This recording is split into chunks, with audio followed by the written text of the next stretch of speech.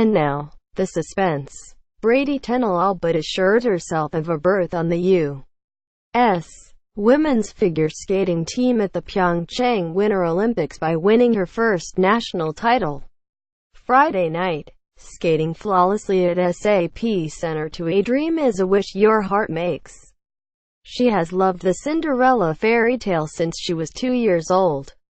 Now, she's living it. I really don't think it's sunk in quite yet, the 19-year-old from Carpentersville, Ill, said after capping an overnight success story that, like so many cases of instant fame, actually happened over a number of sometimes tedious years. I'm still kind of shocked. But beyond the technically proficient and consistent Tennell, who reeled off 7 triple jumps on Friday, the Olympic picture remained murky as U.S. Figure Skating's International Selection Committee gathered to weigh the results of the event and of each skater's body of work over the past year. The decision was to be announced at about 5 a.m. PST Saturday on the Today Show. If there's any justice, Tennell should lead the delegation after totaling 219.51 points. She should be accompanied by Mirai Nagasu of Arcadia, who made the 2010 U.S. team and was passed over in 2014 in favor of Ashley Wagner, yet persevered and became a better skater. Nagasu, who won the U.S.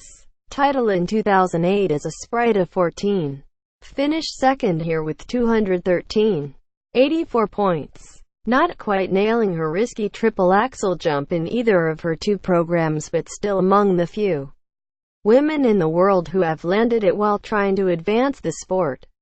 I really feel like the comeback kid, Nagasu said. The third berth should go to 2017 U.S.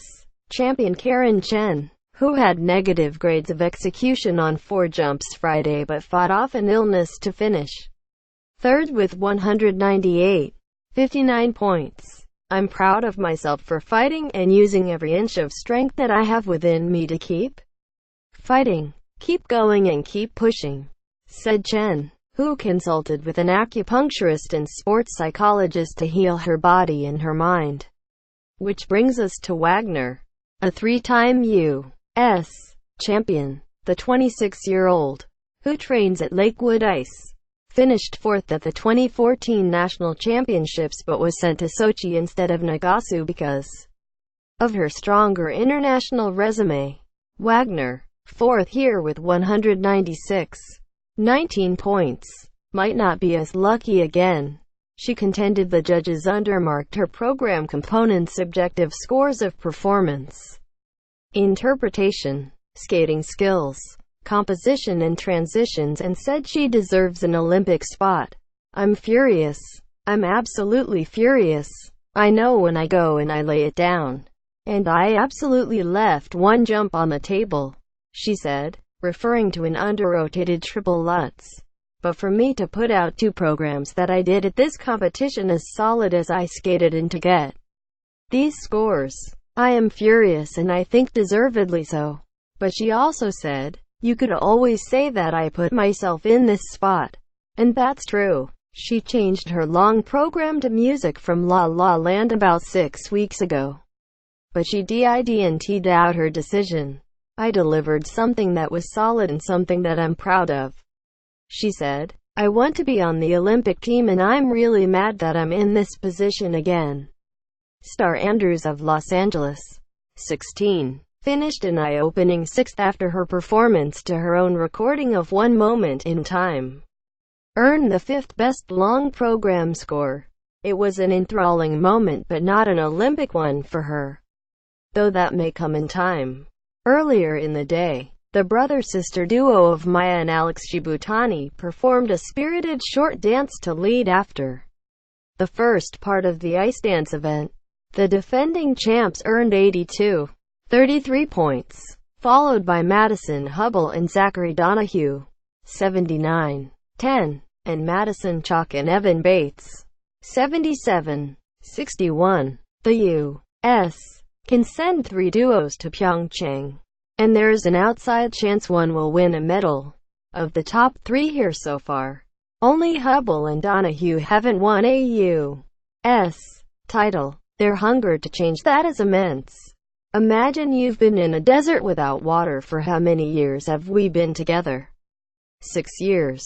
Donahue said. That will give you a bit of an idea. The men's event will conclude Saturday.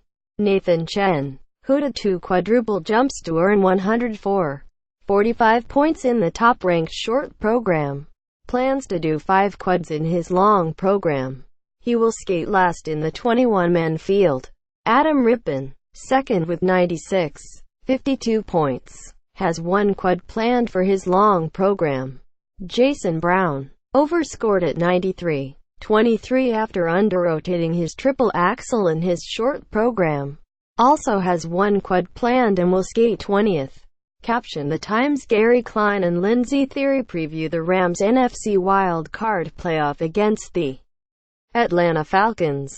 The Times Gary Klein and Lindsey Theory preview the Rams' NFC wild card playoff against the Atlanta Falcons.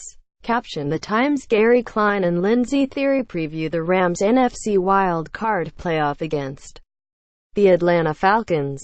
The Times Gary Klein and Lindsey Theory preview the Rams' NFC wild card playoff against the Atlanta Falcons. Caption: After asking Rams players midway through the season what it meant to be 6-2 in one word, The Times' Lindsey Theory follows up asking them to do it again to describe finishing 11-5 and playoff football. After asking Rams players midway through the season what it meant to be 6-2 in one word, The Times' Lindsey Theory follows up asking them to do it again to describe finishing 11-5 and playoff football. Caption: Football coach Alan Chadwick talks to The Times' Sam Farmer about Rams coach Sean McVay when he was at Marist School. Football coach Alan Chadwick talks to The Times' Sam Farmer about Rams coach Sean McVay when he was at Marist School. Caption: The Los Angeles Times' Gary Klein and Lindsey Theory break down the Rams' 34-13 loss to the San Francisco 49ers and look ahead to their NFC wildcard playoff game against the Atlanta Falcons. The Los Angeles Times' Gary Klein and Lindsey Theory break down the Rams' 34-13 loss to the San Francisco 49ers and look ahead to their NFC wildcard playoff game against the Atlanta Falcons. Caption: The Chargers beat the Raiders on New Year's Eve, but were eliminated from the playoffs because of a Titans win. The Chargers beat the Raiders on New Year's Eve, but were eliminated from the playoffs because of a Titans win. Helena Elliott at LawTimes.com. Follow Helena Elliott on Twitter at HelenEnethellen.